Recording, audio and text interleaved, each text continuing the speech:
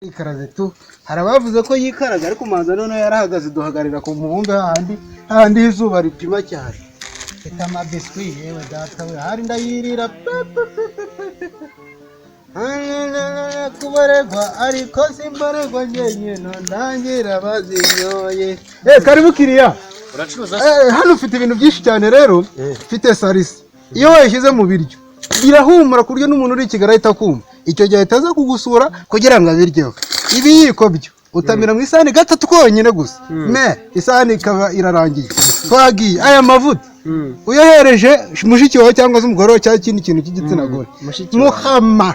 ayo mavuta aragenda akamuhindura inzobe ikaka neza nk'uko ubona telefone bacanye ihita yaka hano mfite ibibiriti none se kutambwira ibiciro hunama nkubwire hano mfite ibibiriti iki kibiriti kiriya ufata umwambi ukakiregeraho kikiya tutiri ukubaho ubwo ibintu bya ni kariti nuko ubigura ni karite byose abugura bimaraho aka kirori iyo karebye mu wibona muri abantu 10 mu kirori kamwe urumva rero ko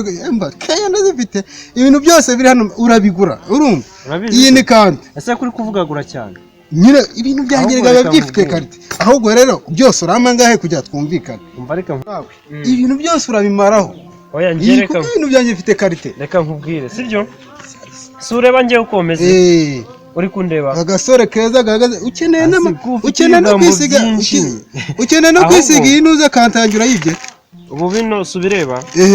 ibi byose nibi ndabona wabigura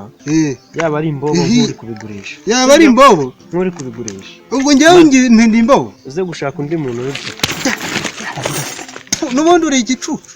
irampeka ngo ngiye ngo ndi ikirara mana yanjye aho umunsi mukama uyu munsi wa mbere mubi ariko haraza n'abandi bantu Yesu Kristo amanuka mu ijuru ari mu modoka ikabura feri akabandikisha Rogavira agatabara bari imbere nawe kitabara uyu ni umukobwa yariremye what about Kisha bebe mukama ngoso n'undi munsi n'indi saha ntasoni sunabi ni bene wawe zimbere nasoni turabona urangiza ndimbwa y'imana hano turuzi ibintu bitabarere urabona ufite inyuma nka mama wawe ariko se waje mama mubonye ujya hehe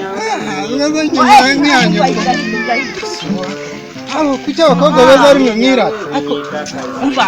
ndakwiyamye kuri na mwiza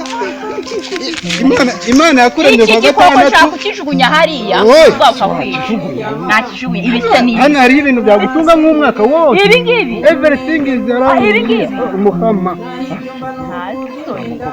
umva ndakwihanisha nubwo usanze nitonda nubwo nciye amazi ariko sister umva rwose na Yesu urabizi ko bamuguza amafaranga nta kintu hano kabiswi wakarya everything mwebwe bafase base y'umutungo akabombo bombo basi nkwikirera byose ayasha byose se ndaguhaho basi yenda ariko nawe ugire reka nkuhereze izi salisa zifite valeur it's very easy high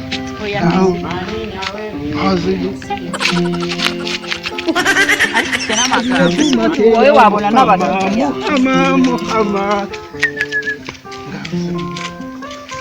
Salisa zonyine nyine banzu na keya nyine ya keya ziki mfite inzara ngo ndaguha keya mpereza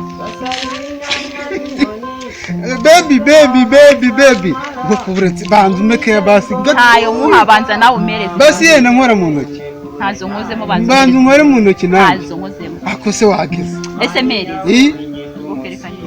oyo buretse kugenda hose mpereza unkureho imikino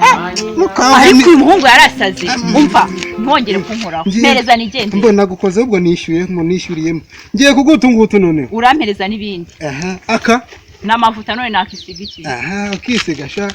inzobe yawe mukama oya ntabwo mbemerera ako sister mpereza ari sister ubundi mu kanoneho mbyina sister ugende mubi basi bireka mbigwe byose none umekeye sivyo byose ihangana ari ese ntabyo asihangana no oya nayo yarishe sibyo reka nkusubire se bebe ubu se nubona umukiriya none uramuha ikiguma nayo ngayo bebe muha ibintu byose basi yenda ntunatsuvuge koko Salama sha. salama sha nawe nyoko Nakumusoro. Sheni none. sawa No. ibintu byanyu my things